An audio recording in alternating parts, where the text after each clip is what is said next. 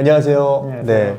네, 오늘 굉장히 유명한 분을 모셨는데요. 자존감 수업이라는 책으로 굉장히 센세이션을 일으켰던 저자분을 모셨습니다. 간단한 자기소개 부탁드립니다. 네, 안녕하세요. 저는 정신건강의학과 의사고요. 윤홍균이라고 하는 정신과 의사 겸 작가입니다. 네.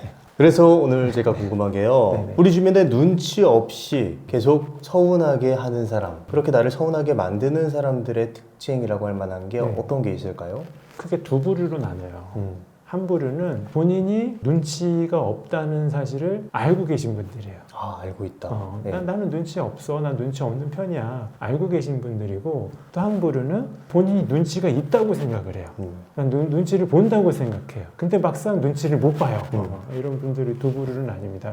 첫 번째 부류부터 말씀을 드리자면, 눈치가 없다는 거, 눈치를 안 본다는 사실을 알면서도 이분들은 계속 눈치를 안 봐요. 왜냐? 남 눈치, 그러니까 남의 감정이나 남의 표정에 그렇게 가치 부여를 안 하시는 분들이에요. 나랑 누구랑 대화를 하거나 만나는 데 있어서 그 사람이 감정이 나빠지거나 좋아지거나를 별로 신경 쓰지 않아요. 이분들이 무조건 나쁘다고만은 할 수는 없지만 남의 감정이나 표정보다는 본인이 더 추구하는 가치가 따로 있어요. 제일 많은 것은 나는 솔직해요.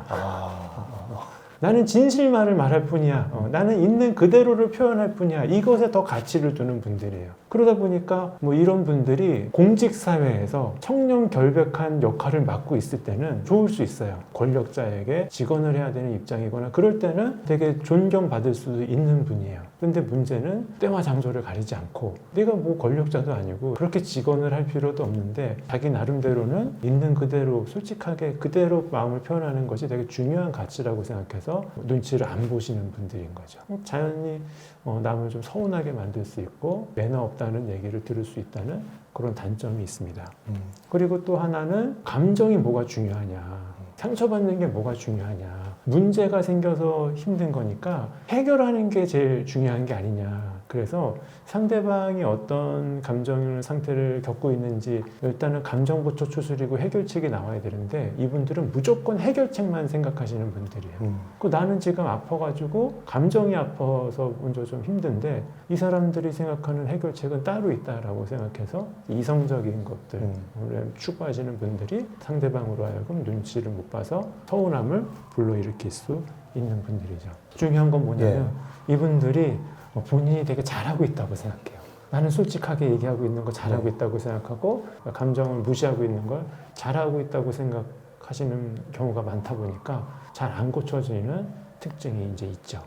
그리고 아까 본인이 눈치를 본다고 생각하는 부류가 있다 그랬잖아요. 이분들의 또 특징은 뭐냐면 본인이 눈치를 본다고는 생각하는데 실제로는 못 본다고 했잖아요. 뭐냐면 본인이 눈치를 본다는 것은 상황을 살피고 저 사람이 좋아하는 것, 싫어하는 것 모든 자신의 데이터를 동원해서 그 사람의 표정과 감정을 살피는 게 눈치를 보는 건데 이분들은 그러지 않아요. 이분들이 실제적으로 하고 있는 건 독심술이에요. 독심술.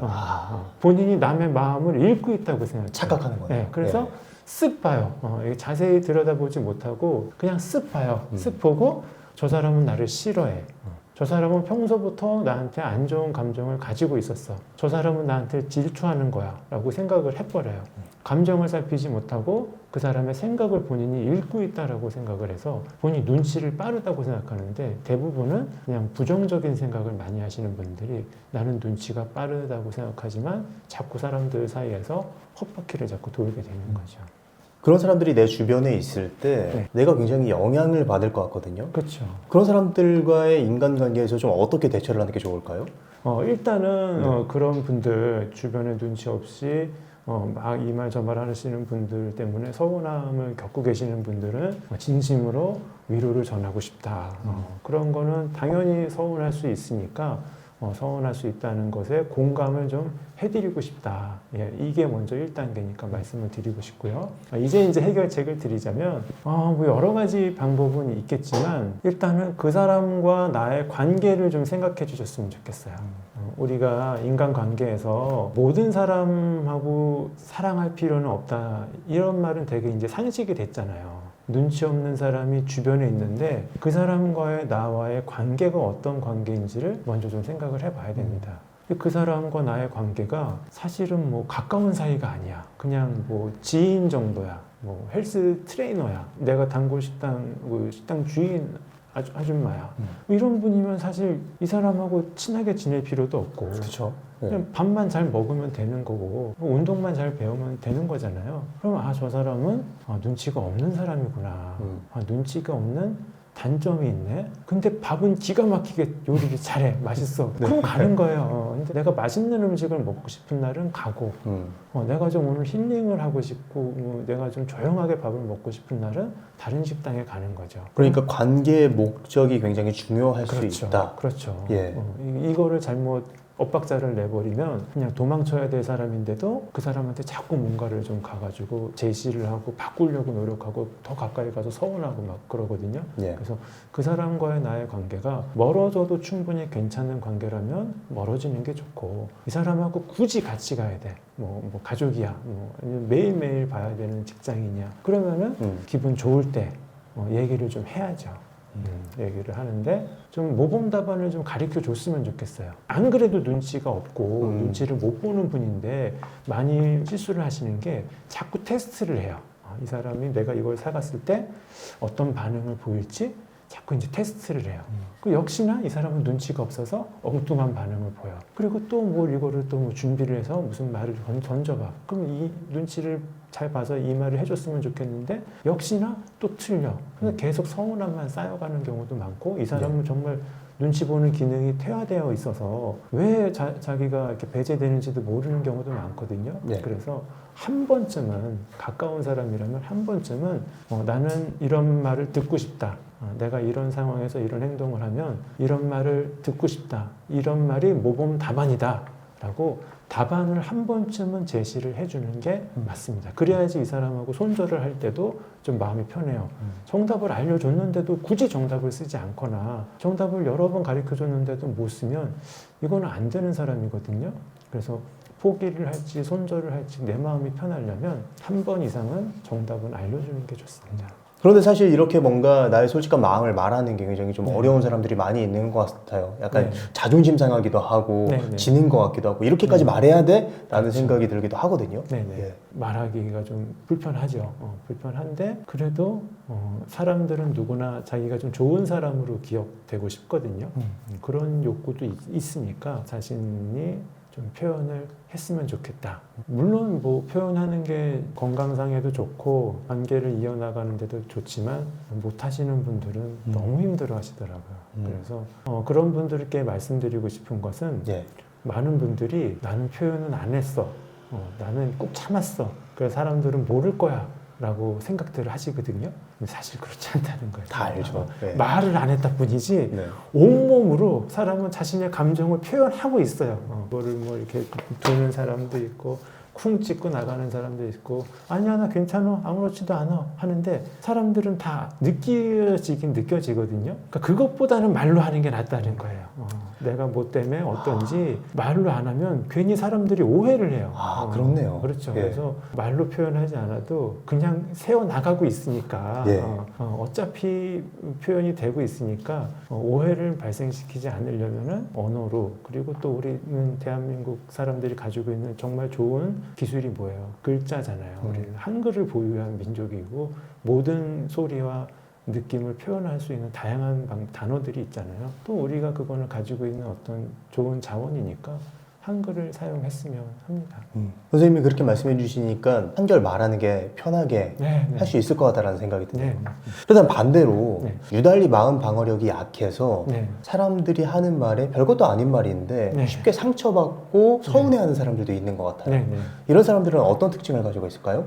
일단은 감정이라고 하는 게 경험의 소산이거든요. 내가 어떤 감정을 느꼈어. 뭐 예를 들어서 저 같은 경우 옛날에는 물을 되게 무서워했었단 말이에요. 수영장, 바닷가 이런 걸 되게 무서워했어요. 근데 그게 다 그런 건 아니잖아요. 또 지금 저는 안 그렇지만 옛날에 뭐 이 바닷가 놀러 갔다가 떠내려갔던 경험이 이제 강하게 남아있을 때 그랬어요. 그러면은 바다만 보면 파도만 보면 막 텔레비전에서 여름이라고 막 여름 방송이 막 나오면 막 두근거리고 숨차는 거예요. 분명 그 바다가 뭐 나쁜 건 아닌데 제가 어떤 경험을 했느냐에 따라서 감정이 올라오거든요. 그래서 이런 분들은 모든 단어, 모든 언어에 다 서운하지는 않을 거예요. 그래서 내가 어떤 단어에 약하다. 내가 어떤 감정이 마음의 급소라고 하거든요. 마음의 급소요. 네, 예. 그거 나는 좀 뭐 형제간 내지는 친구들 간에 라이벌 의식 내지는 비교를 당한 상처가 있으셨던 분들은 누가 비교를 하면은 그게 그렇게 기분이 나빠요.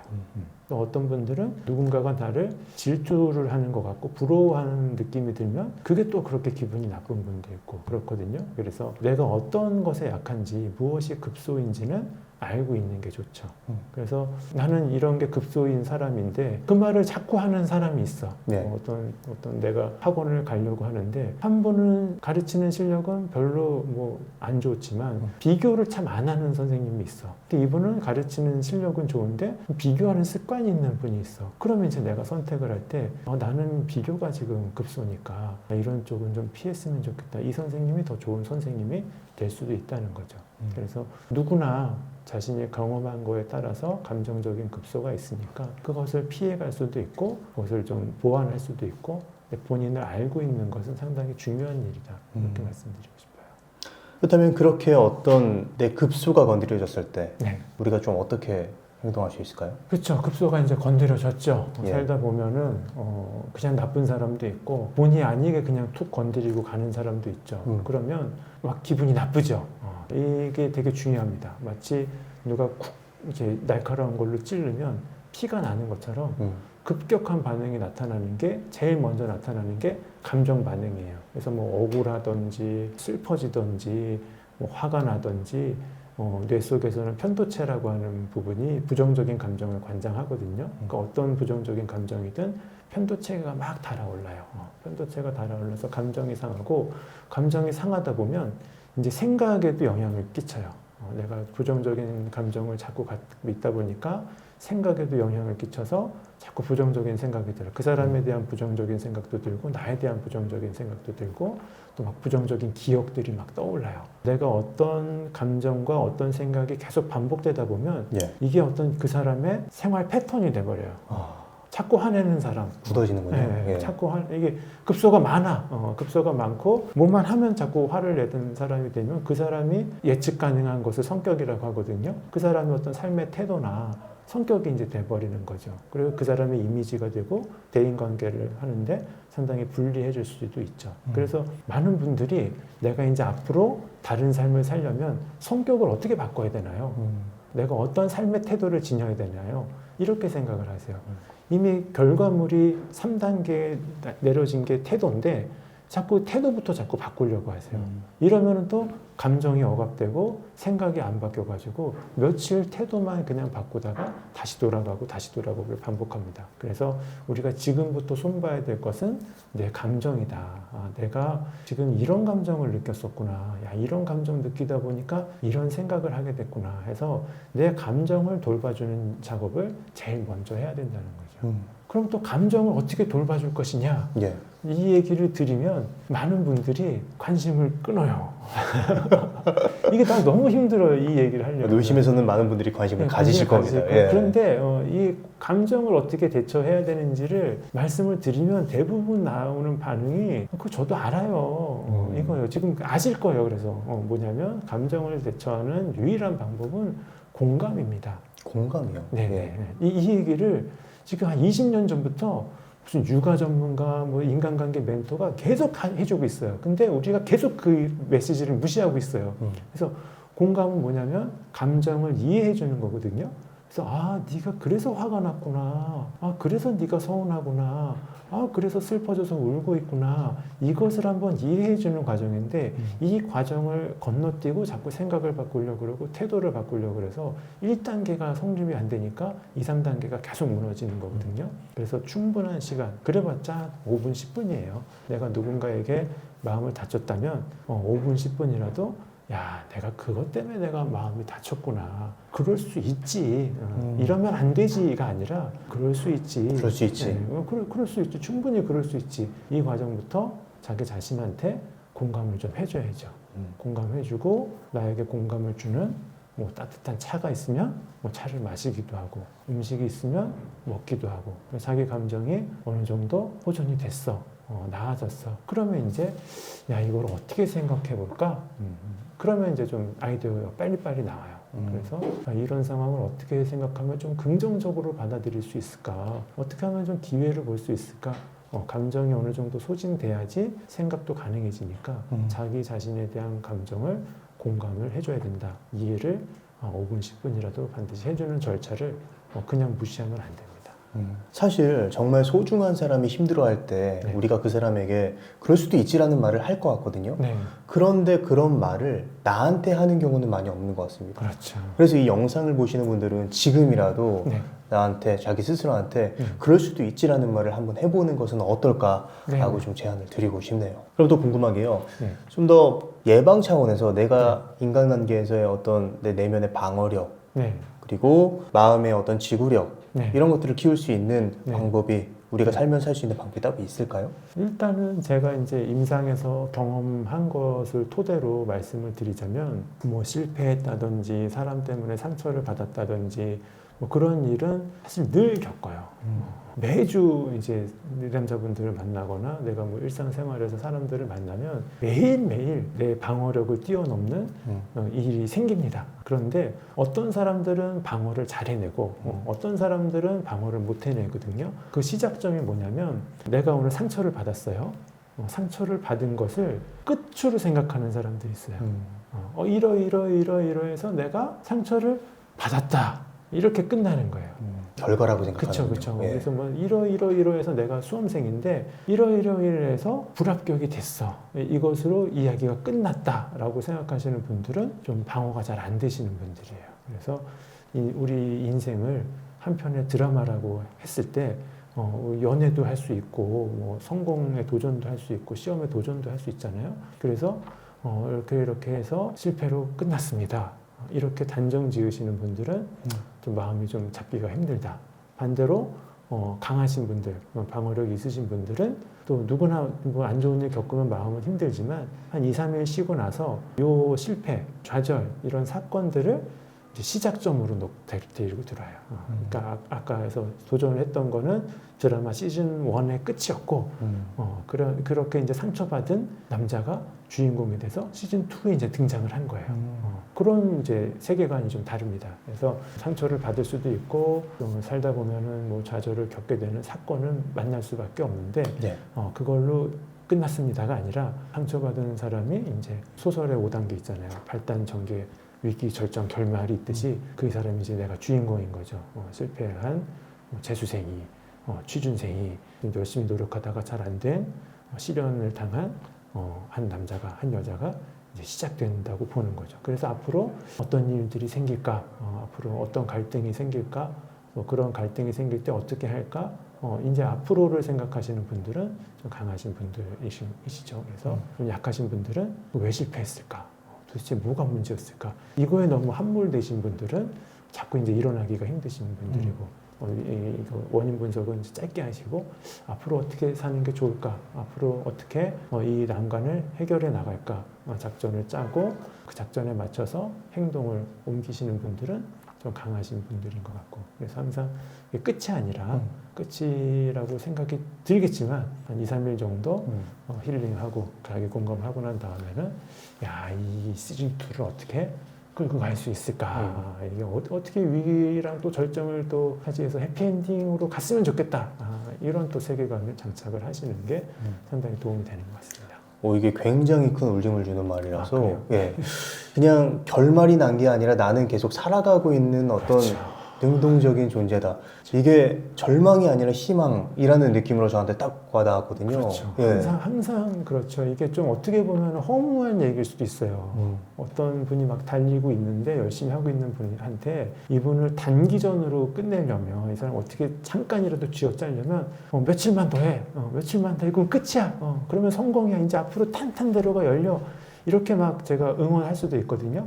이거는 주로 단기전으로 힘을 쥐어짤 때 하는 얘기고 사실 인생은 되게 장기전이다 보니까 늘 또 뭔가가 또 생겨요. 결승선 내가 1등으로 들어갔다고 생각했는데 사실은 아니야. 이게 결승선이 아니었어. 출발선이었어. 이거거든요. 그래서 그게 좀 허무할 수도 있지만 안 좋은 일을 겪었을 때는 이런 또 세계관이 도움이 됩니다. 그래서 끝이라고 생각 들겠지만 또 그게 또 시작이 돼서 다음 시즌으로 이어지는 것 같아요. 예. 오늘 좋은 말씀 많이 해주셨는데 마지막으로 하고 싶으신 말씀 있으시면 어떤 게 있을까요?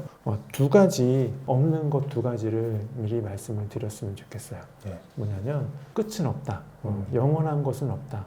어떤 누군가가 성공을 했다고 하더라도 그 성공을 통해서 영원히 계속 성공하는 경우는 없었어요. 그런 의미에서 이제 성공을 하신 분들도 자만하지 말자.